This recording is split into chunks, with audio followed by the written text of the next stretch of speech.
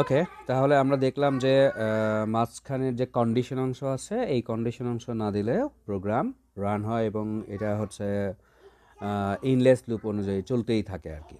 তো এখন যদি আমরা তিনটা অংশই বাদ দিই, ধরো প্রথম অংশটুকু বাদ দিলাম, বাদ দিয়ে এটা এর মান এইখানে আমরা ইনিশিয়াল করে দিলাম হচ্ছে ওয়ান, আর কন্ডিশন অংশ বাদ দিলাম, তাহলে এখানে তোমার হচ্ছে একটা অংশ থাকলো ইনিশিয়াল অংশ, এটা ফাঁকা রাখলাম, আবার হচ্ছে কন্ডিশন অংশ ফাঁকা রাখলাম, ইনক্রিমেন্ট অংশটুকু আমরা ফাঁকা রাখলাম। ঠিক আছে, তাহলে এটা কিভাবে কাজ করে তো দেখি।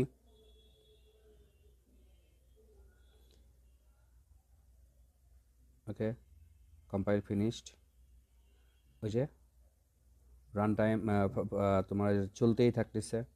ঠিক আছে, এটা হচ্ছে কখনো শেষ হবে না, চার্জ যতক্ষণ থাকবে। হ্যাঁ, আচ্ছা, এখন এইখানে যদি আমরা সংখ্যা দিই এই স্ট্রিংয়ের বদলে, তাহলে সংখ্যা চলতে থাকবে। ধরো আমরা দিলাম %d backslash n comma a plus plus. Okay, তবে সেক্ষেত্রে এই ইনভার্টেড কমাটা আমাদের উঠে যাবে, এখান থেকে ইনভার্টেড কমাটা উঠে যাবে, ইনভার্টেড কমা থাকবে হচ্ছে n এর পরে এখানে। ওকে, তাহলে সেভ, কম্পাইল এবং হচ্ছে রান, দেখো সংখ্যা চলমান আছে। ওকে, তাহলে আমরা বুঝতে পারলাম যে তিনটা অংশও যদি আমরা না দিই তাহলেও আমাদের প্রোগ্রাম চলবে এবং এটা তোমার হচ্ছে ইনলেস অনুযায়ী এটা চলমান থাকবে।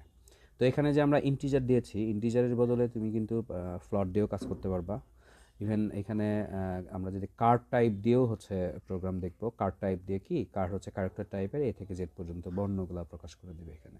ওকে, আল্লাহ হাফেজ।